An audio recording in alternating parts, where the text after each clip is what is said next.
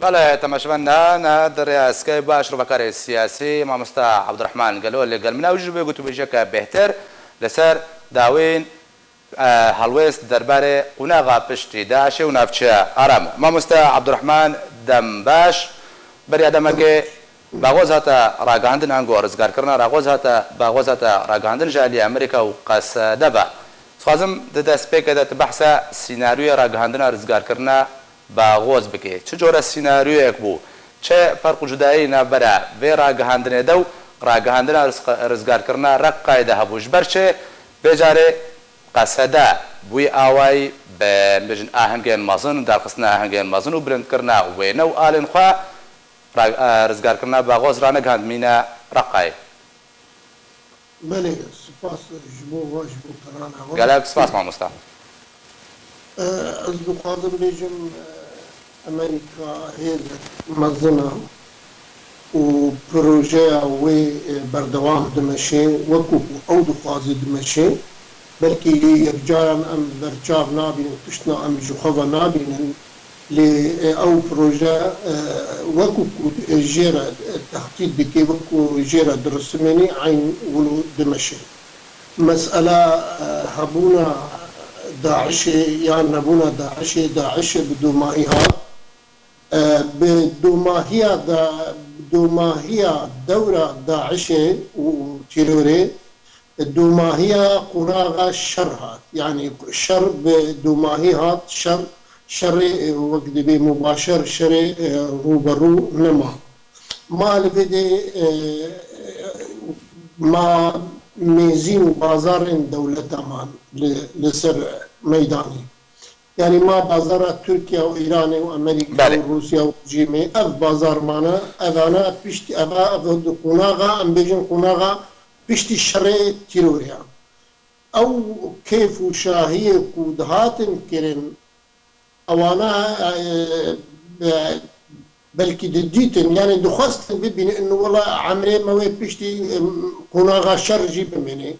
نا بيكيكي ونا داعش ونا نصرة ونا يك جروب ونا حتى أو جروب انشقدار الشيعة السوري ونا حزب الله الدورة وان نامني يعني أب مرحلة نا مرحلة ميليشياتا ونا مرحلة عسكرة ونا مرحلة أمبيجن الشرع أب مرحلة رسمي ديموغرافيا نوع باشا ما مستا عبد الرحمن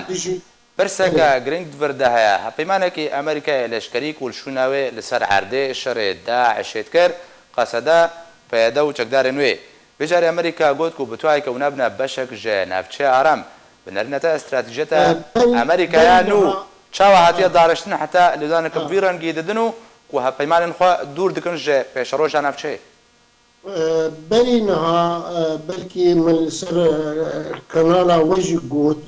مگو امریکا تکلداری به تابلوات تقلیدی کلاسیکی رناکی بلکه نظام تی بیراوا نه بیراوا بله امریکا و تابلوک نو لگوری برجواندی و سیاست خود روشلاتی فراتی پیدا بکن چی بکی يعني او قصدا كيرو للسر عرضي او بيكيكيا تركيا بيكيكي قبولنا كي ابا او برزغريكا مزن يعني امريكا وتشاوا كاربي بيكيكي وقصدي جان بشقبكي او مشكله مزن يعني قصدا بقى ايرو امكان بيجن دبشا بشك ايرانيه بشك جي امريكيه بله. يعني بشي ايراني بتو اواي نكاري ذكي جي مسألة بيكيكي افا زحمتيك مزن بين الفروي مشكلة شبه تاني امريكاوي كاربي قصداكو بوي تشكري ياكو بوي هاتي جريدان كاربي وي كاربي واب كاربيني يعني امريكاوي تابلوان نوش بيك هاتين رجهلاتي فراتي تشبه كي جي عربين وي جي كردين وي جي كريستيانين وي وجي حتى قصدين وي حتى قصد بخجي امريكا وتيكل داريه بكي وتعامله بيرا بكي وهيزكي جوان تشبكي هيزكي كوكاربي برجوانديه بفارزي لفر امي بين لسر دورة تركي علاقات تركيا بامريكا تاني لسر مسألة بيكيكيا تركيا برا تكس خونا نبيني كو امريكا دستورات تركيا بدي وري رجلاتي فراتي باشا ئاوای ئەمریکا بەڵێ شریکاش فەر چێناکی تو ئاوای چێناکی ئللا پرسکرێکا پێکێکێدا وەک دەبێ ئەم تورکیا دۆستی ئەمریکا دۆستێکی استراتیجی ئەمریکا دەڤەرێدا ئەهمی و گرنگیا تورکیا هەیە ئەم نابژنینە لێ تورکیا شکست تورکیا امتحانە عافرینێدا سەقەتی شکست باشە مامۆستا ئەزێ دەرباسی وێم جارێ بەم ڕۆناهیە بخمە سەردە بەسبەری کوز دەرباسی وێ بم بەحساوێ بکەم تە بەحسە خاڵێکە گرنگ گرتەگۆک و دنابە پێدێدا دبەرە د جەبهە چێبوونە جەبهەیەک بسەر ئەیرانێ بە و جەبهەیەک بسەر ئەمریکا بە بنەرینەتە ji her du bereyan kîjan bêhtir wê bi ser kevê di pêşerojê de ku bikaribe alîkariyekê de wê navçeya nû de di pêşerojê de pêşkêş bike yan jî bereya qendîlê wê zal bê û rewş her bivî awayî berdewam bê bereya qendîlê bi tu awayî nikarê xwe ji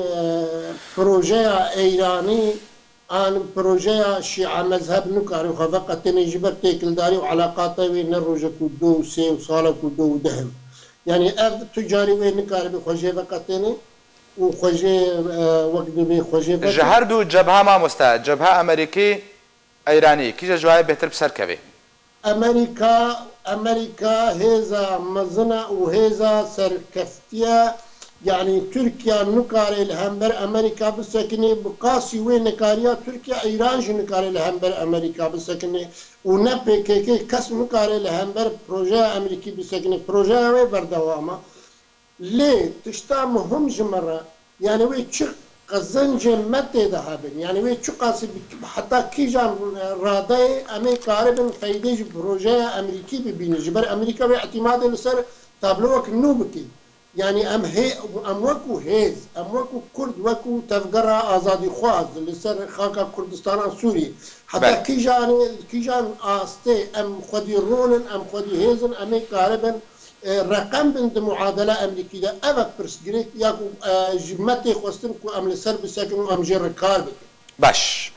مامۆستا عەبدوڕەحمان تە بەحسە ڕۆلە تورکی لە ناوچەیە کردە گۆ بتوایە کە ئەمریکا ڕێنادێ تورکا دەرباس وێ ناوچەی بێ پاشە بهترە شرۆڤەکاران بژن ئەمریکا هەپەیمانیە خوا بە تورکیارەک و تەمەنەوێ عەمرەوێ بهترژە 100 ساڵە تێک نادێش بۆی خاترێ کوردان ئەمریکا تو پێنگا بێ بێ تورکیا دە ناوچەیەدا نائاوێژێ دەما کوتت بێژێ ئەمریکا ڕێنادێ تورکیا دەرباس بێ و شریکاش بۆی خۆچە ناکێ ژێدەرە گۆتنێ لەسەر چ پێوەرێکی بنەمایەکی هاتیە شڕۆڤەکردن از عکسی وی نێڕێنێ دەفکرم عکسی وێ بتەمامی عکسی وێ ئەس دەبینم ئیرۆ هەڤپەیمانێ پرۆژەیە ئەمریکی بنگەها پرۆژەیە ئەمریکی هەولێرە نە ئەنقەرەیە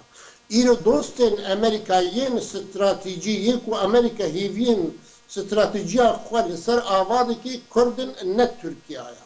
yani bi rasta Amerîka carna wek divê di tektîkê de em wê dikevin dijatiyê de yan carna em di projeyê wên de tê nagihin lê tenê eleqa Amerîka li gel Tirkiye tektîkiye di mesela PKK tenê de ye ji derveyê PKK Amerîka destûrê nadê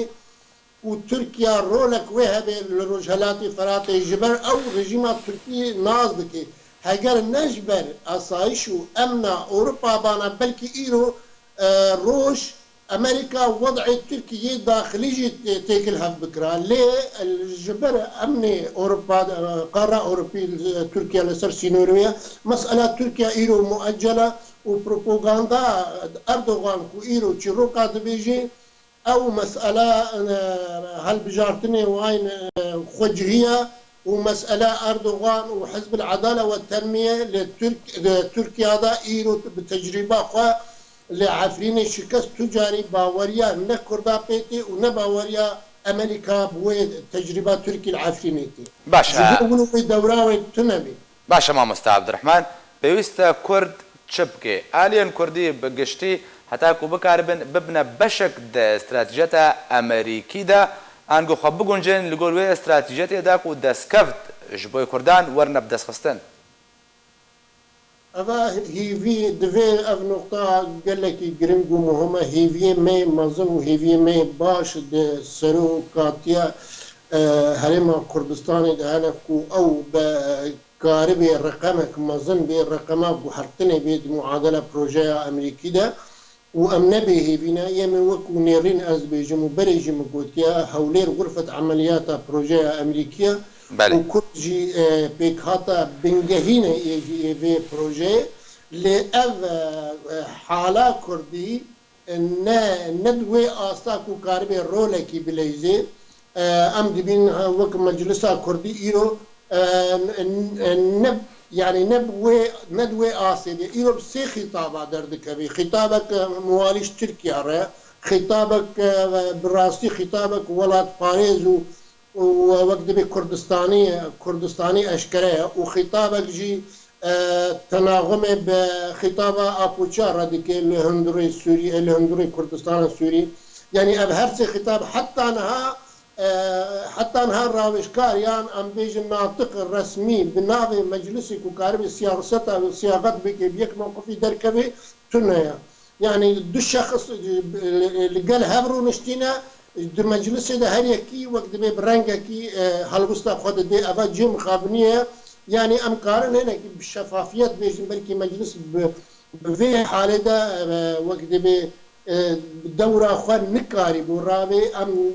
أم نكا أم بيجن نكاري خو تطوير جيبكي يعني حتى نكاري خو بك مؤسسة وقت نكاري خو بك مؤسسة أبا دفت البدائل بقري أو بدائل جديدة جنابة تفقرا سياسي كردي موجود باشا مامۆستا عەبدوڕەحمان بنەرینە تا تەوگەرە سیاسی ئامادەش بێ قوناغا نورە بگشتی بقشتي از ايرو باورم دنگ هنا و ئامادە نەیاننا مامۆستا عەبدوڕەحمان پرسا ماوە تەوگەرە کوردی ئامادەیە قوناغا نورە یاننا نعم بفي هيكلي بفي اسلوبي بفي شكل كار نعم هذا قطعا وين كار بكار جيب باش گەلەک سپاس ji bo şrovekارê siyasî عەبدوڕەحمان گەلۆ و درێسکای بە لەگەڵ من بوو گەلەک سپاس مامۆستا